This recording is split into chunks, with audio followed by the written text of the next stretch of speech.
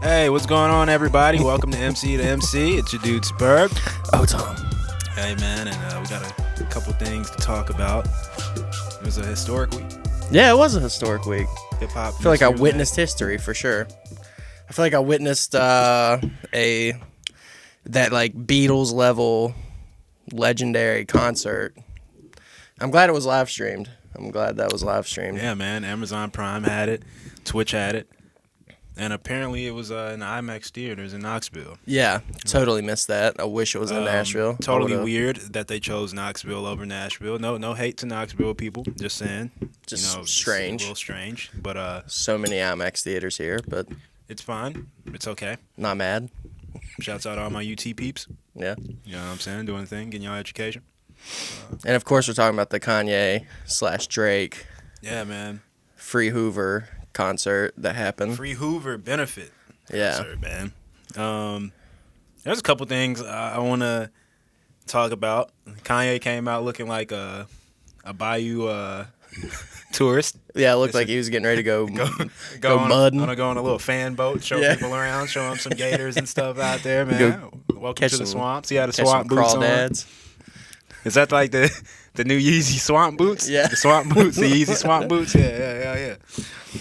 Genius, yeah. Making those swamp boots, bro. He's been wearing them too. Like pictures of him just on the street and stuff. He's just rocking these boots. Yeah, man. Be hot. I know. He's so hot. He probably get super sweaty feet in those. Yeah. No, for sure. I think the stage design was fucking epic. Yeah, I mean, killed it again. He's like 4 for 4 this year on stage design. Yeah, he's just fucking slaying it every time, man. Slaying it every time. The big ass, like, I don't even know what you like. What do you want to call, like, a circular fucking? It was like a mound. It was like a big like, but it was cool because it gave him enough elevation to where when the cameras were like head on with them, it looked like they were in space because of all the cell phone lights from the crowd. I mean, it was incredible. It looked like an ethereal ass like visit. Yeah, it looked like a concert that took place like in some kind of like galactic region or like Valhalla. And I think Drake at some point was just like, you know what? Like, no, he is like the GOAT because like you only can put something on like that is like that special, and Drake doesn't get to experience that. I feel like a lot. He doesn't get those crazy stage designs. Hell no, he doesn't. No. He's not. Even on his like biggest tours, he doesn't do anything crazy. Well, that's because Drake lacks that. Let me turn my goddamn phone off. Let's put it on silent here. But yeah, Drake, he's not. He lacks that creative touch that Ye has. Yeah. As you know what I'm saying, like when they asked him in that Drink Champs like interview, like what does he like more? Is it the music or the fashion? And he's just like, he loves both aspects of it, which is important. When you want to truly express, your creativity, it's about the audio, the sound, but it's also about the visual aesthetic and how you display that product. And I feel like year after year, Kanye's always just executed with that. He's like he's been ahead of everyone else for years. I think Travis Scott's the only dude who comes close stage design wise, but it's still not even close. Not close at all. Not close. And yeah, I mean, he just keeps raising the bar every year. Every time he does one, it's not even year based. I mean, every stage just like keeps raising the bar. So yeah, man. Do you think that's like the future? Like streaming concerts like live on Amazon and HBO and stuff like that? Do you think that could be a thing in the future? Well, I don't think it's a new thing. I mean, I feel like, like David Byrne, of Talking Heads and stuff, he's got like a few live shows, where they record them and they're up to watch. I feel like there's always been like these recording of like live shows and stuff. But I feel like as far as like real time, like with streaming and stuff, I feel like that might be a little bit newer of a touch, being able to watch these things live on the spot that way. I wonder what the bidding process for that is, like, because he did the listening parties on Apple, and I guess that is more like album based, so it would make sense to do it with Apple Music. But still, like, to have, I wonder if there's like a bidding war on that kind of stuff. It's very interesting to me, especially like Amazon seems like a random choice, but at the same time, it makes sense. And they're streaming. I will say, I watched all 3 listening parties. Well, we were at the first one, but the 2 listening parties I watched live, and Apple's streaming is awful compared to Amazon's. Amazon didn't hitch once. It didn't. It was like relatively...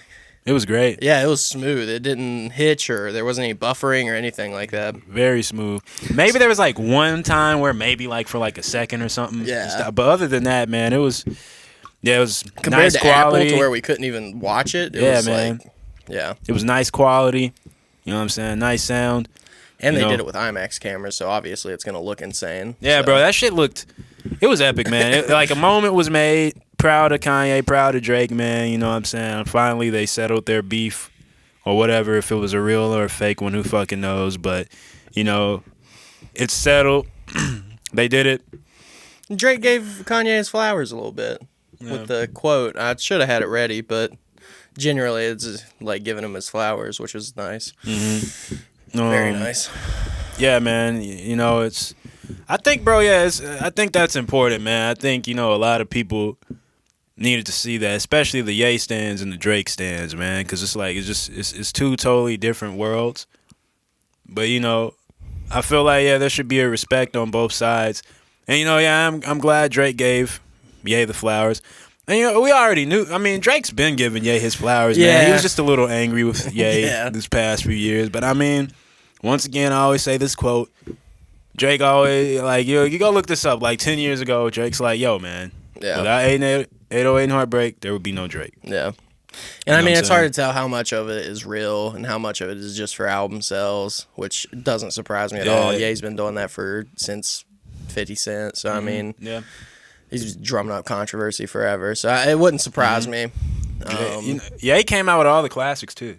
All the classics. That was the thing that really got me. I wasn't expecting that. Me either, man. And especially for him to, like, remember the lyrics, too, because, like, in the past, he hasn't been that... He doesn't usually remember him that well, but he was hungry. He was going wild up there. I mean, it was awesome. I think Ye might genuinely be going a little bit more clean cut with his music too. Oh yeah, because I mean, like All Day came on. He like told Mike to skip through that. Yeah. Fucking No Mercy came. Yeah. Mercy came on. Like he told him skip through that. Shout out to Mike Dean too. Yeah, Mike Dean was fucking killing it. Yeah, shouts out Mike Dean, man. Like always. I was telling you, I didn't even know that. He was playing live until like I don't know, I can't remember which track that it was it came on, but I kind of heard him mess up a little bit. I'm like, oh shit, he's over here playing on live on this stuff, man. So no, it was just cool. It was a cool experience for all of them to come together. Once again, it looked cinematic as fuck, man. It looked like a historical moment. Yeah. And yeah, man, I'm glad it happened. I'm curious to see what comes out of this. I'm curious to see if the relationship remains intact. I'm curious if after this, does Drake still hate Pusha T? Like, you know what I'm saying? Like, I'm don't think they're gonna get along for a while. That is like a whole other level of it's another disrespect level. Yeah, that was thrown at Drake. I mean, bro, it was on both sides. In a good way, though. It was on both sides. It was that was a historical moment too. It was a rap beef that was needed for the game and for the culture, and you know all that shit led up to this moment here. Without that, I don't think this moment would have came out of all that turmoil, and it wouldn't have felt that good. Yeah, you know. Yeah, it was like we waited a few years for this. Yeah, you know. I wish Drake would have played more of his classics, but yeah, he didn't. He played a lot of the newer stuff. Yeah, which I don't even think he's performed it yet. So yeah, it's interesting. Yeah, very interesting. Very interesting. But hey, once again, I'm glad it happened. I want to give a shout out to that Sunday service choir too. For the choir, man, they killed it, bro. How did we forget the fucking choir, man? The choir, beautiful. Choir killed it, man. As an opening act, opening it up, man, like great, like they killed it. Do you think Kanye's getting ready to do a stadium tour? Is that what he's like been practicing for, like all these stadium shows that he's been doing? Do you think he's gonna rock like a little stadium tour? Dude, all I know is if he's rocking a stadium tour, we need to get those tickets, bro. That's all I know. Could you imagine if he came to Nissan Stadium?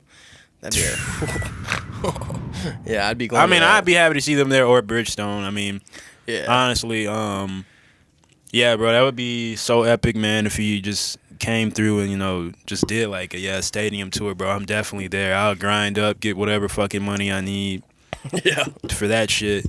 Because it was also something cool about watching that show. It symbolized a lot of things to me, too. It just made me realize how long both of these guys have been in the game. Yeah. And watching them, grow as I've grown, and just seeing where they are, with their success. And also, it was something about that show where it also kind of showed, like, hey, man, these are, like, two guys who have impacted the culture, but it also seemed like it was, like, a send-off or, like, something where this historical moment was made where it feels like it's ushering into a new era now where it's like, okay, these guys are here, they've united, like, what's next to come with them and also, like, with just the rap game and the music game in general. Yeah. Yeah, I mean, it was really cool to hear Drake sing 24, too. Mm-hmm. I didn't expect that. That was... Did good, too. Yeah, killed it. Like, really killed it. I'd say Drake, for the most part, did really well in his performance, too. I wish he would have been able to play songs do some different that stuff. I liked more, but, Yeah, Yeah, that's... Yeah, But, But, that was great. I mean, there's not really too much more to say on it than that, but it was a historical legendary. moment. Is it actually rewatchable? Yeah, they just put it up for restream. Yeah, I'm gonna have to restream it. I wanna watch it again, kind of get some more notes and stuff, and just some thoughts and opinions on it. But yeah, man, it's great. It was great. Yeah. If you didn't watch it, go check that out. Definitely. If you like Ye or Drake, man, or you like them both, man, check it out. It was a historical moment. Now, I wanted to talk about the new Russ album. Yeah, what Chomp 2. What you been thinking about this Russ album? You seem very excited about it, or not? I wouldn't say excited. I don't get excited about Russ like that. But yeah. I mean, I did have, I wanted to go through and talk about a little about what I did think about the album, though, per se. There were some certain tracks and things that I liked. Yeah, because my point of reference for Russ is like that old song that he did. What they want. I mean, that song is cool. Yeah. Chomp 2. Now the title itself, it really had me confused because I was like, when the hell did he release a Chomp 1? Yeah, so I don't know what the fuck the background behind the name Chomp 2. It's fine though. I actually went to look at through his discography. I'm like, where the hell is the one at? Yeah, where's Chomp 1? Was it like some hidden thing? Where is it at? You know what I'm saying? But yeah, Chomp 2. Basically, so this whole thing, what it was about. Album cover's strange. Russ is a strange guy. Yeah, you know what I'm saying. He's got his ways he moves about things, and I respect I respect the way he moves. He's doing it. This album here actually was released independently. There was no partnership or distribution or anything with Columbia or anything. This was released by his imprint, Russ My Way Inc. Russ My Way. You know what I'm saying? So, but yeah, Chomp 2, just a nice hip hop, boom bap project. He actually had a lot of other people produce his beats on here. You know what I'm saying? He had some beats from DJ Premier produced some shit on here. Who else was there? Well, of course, Russ himself. Russ produced some shit on here as well. You know what I'm saying? What else were we working with here? Mr. Porter. What was it? I think that was the guy. Because usually he does a lot of his own production, right? Yeah, he does. That's like one of his call to fames. Like, yeah, man, I mix, produce, write all my own shit. You know what I'm saying? Which I do respect. Always respect the artist producer. Jake One. I think I'm saying that guy's name wrong. I think it's Jake One, that producer. But that was like the first guy he actually let produce some other shit for him. Yeah. But yeah, man, he's got a lot of features on here. Well, we got Big Crit, Snoop Dogg, Jay Electronica on the track. That's crazy. Big Sean, Wale, Joey Badass, Ghostface Killer, Side the Prince, Lloyd Banks. Like he's got that is crazy. He's got Game on here, Papoose, Ransom, Styles P. Jeez. Yeah, he's got Jadakiss on here. He's got like a bunch of just hip hop legends. And what Chomp 2 is about, why I can respect it, going through and listening. I actually like damn near the whole project. You know what I'm saying? He's really spitting. He's spitting. It's just nice hip hop. You know what I'm saying? No crazy catchy songs or nothing. It's just fucking bars. It's fucking bars, and I respect bars. You know what I'm saying? just as much as I do as great melodies or songwriting or shit. It's refreshing to hear just someone talking their shit. Yeah. Which is a lot of people don't like Russ for talking this shit. Yeah. But like I usually don't. It's a testament to persistence and believing in yourself if no other motherfuckers do believe in you. I think that's what's cool about Russ. You know what I'm saying? He's paving his own way. He's beating to his own drum. And basically, he has faith in himself. When you got faith in yourself, fuck everybody else's faith. You know what I'm saying? So, yeah, I like the project. I think I would give it like a solid 8 out of 10. Really? Yes. Damn, go listen to it. Go listen to the bars. Go listen to people spit. I'm gonna have to give it a spin. Now Russ himself, there's a lot. There's been like hit and misses with me, like certain projects. Like I'm not a fan of Zoo. Projects, whatever. I mean, he has so many. Yeah, because didn't he have like a bunch of unreleased or stuff released before he actually like hit it big? Yeah, he had like his first major album. I believe there was Really a Wolf. That's like what they want on there and stuff. That was about like 4 years ago.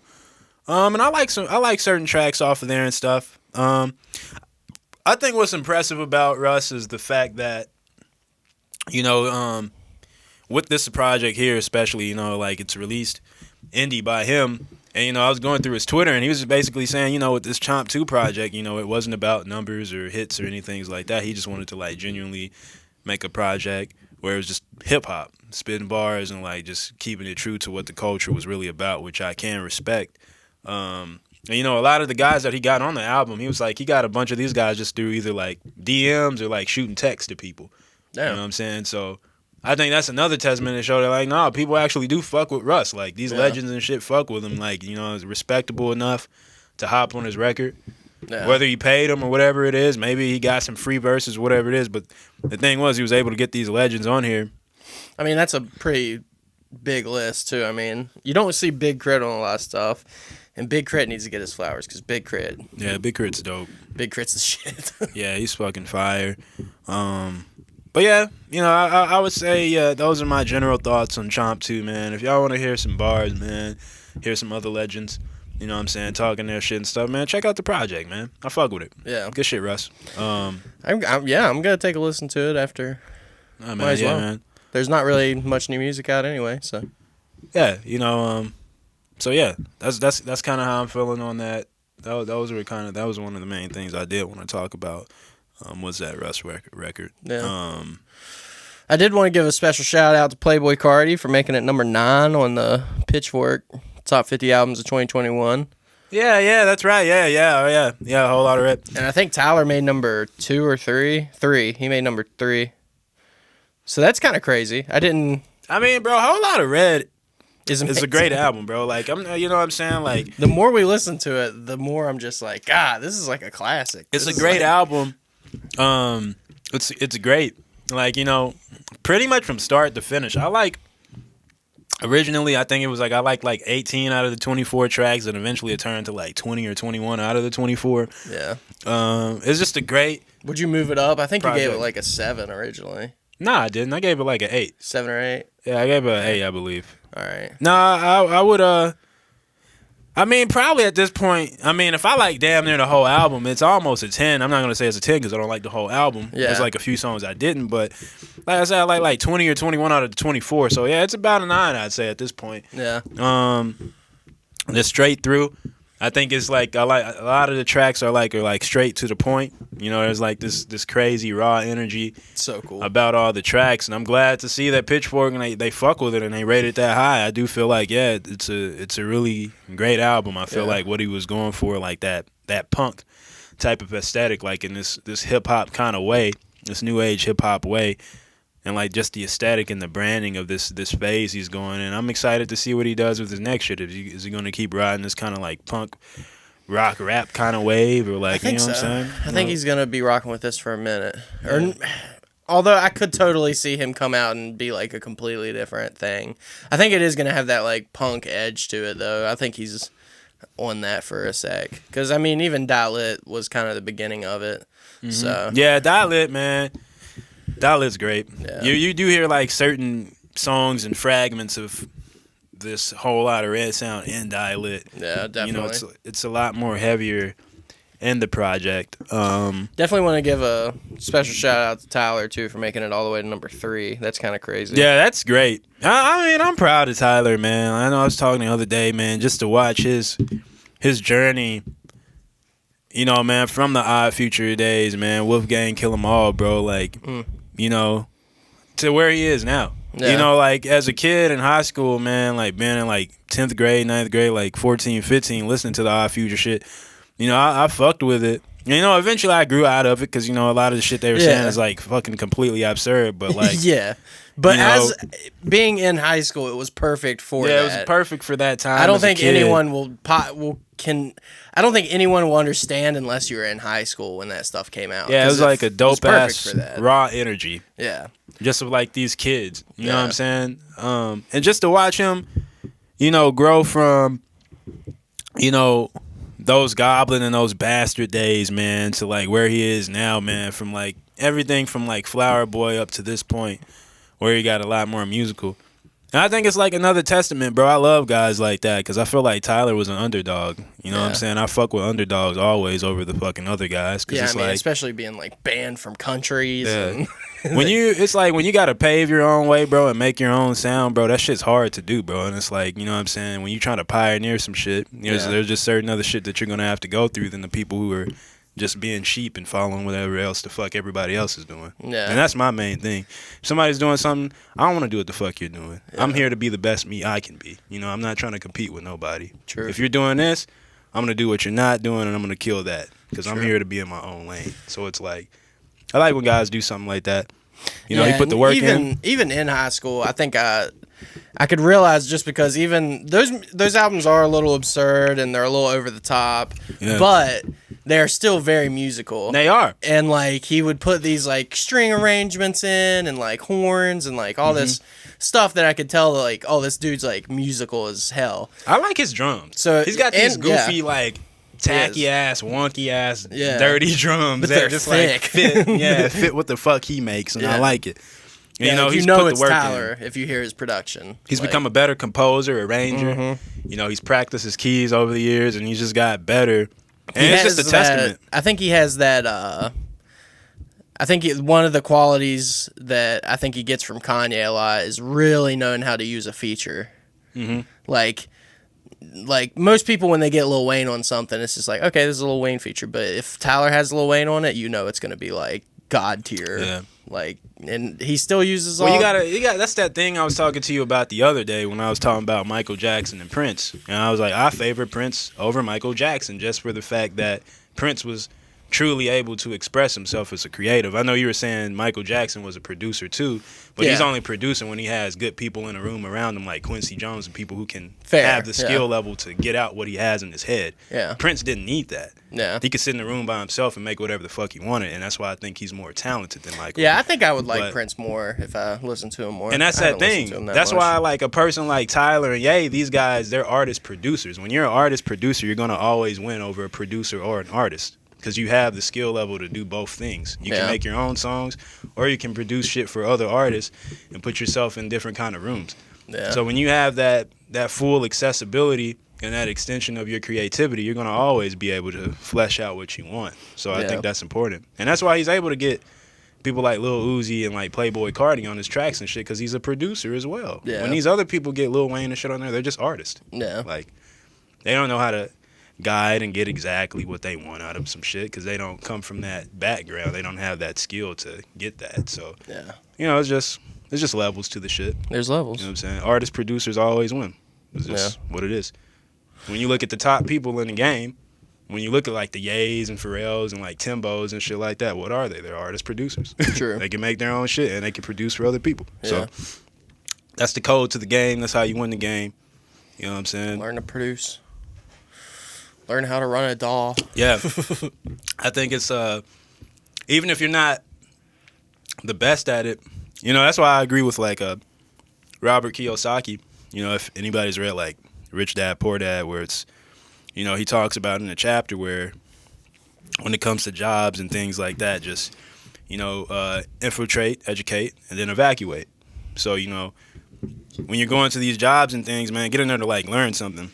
But like, if like, you know, your end goal is to build your own thing. You know, take that knowledge that you have and apply that to whatever you're building. You know, he also talks about, you know, learning a little bit about a lot of things. You know, I feel like I agree with him on that, where it's like when you know what I'm saying, you don't have to be necessarily a master of a lot of things. Maybe you can master one thing, whatever. But yeah, always knowing just a little bit about other things, I feel like it makes you a little bit more relatable, and you can get in a lot more rooms when you're just that guy who does that one thing. And just being open to learn. Yeah. Like, being open enough to admit that, like, you can learn more is always important. I feel like if you're, like, stuck in your ways and you're just, like, not down to just learn something new, I think that's a big problem that a lot of artists have. They get stuck doing the same thing. Even if they want to do something else, maybe they feel like they have to do the same thing over and over. But I think just, like, taking that and then trying to learn something new would be really good. Yeah. Especially, like, imagine if Lil Wayne had that producer side. I think he would be just as, like, up there with Ye, and not that he's not right now. It's just like I consider Lil Wayne. He's up there definitely with, like, the Ye's. I don't think he ever would have, like, had that fall off that he's had in the last few years of, like, popularity.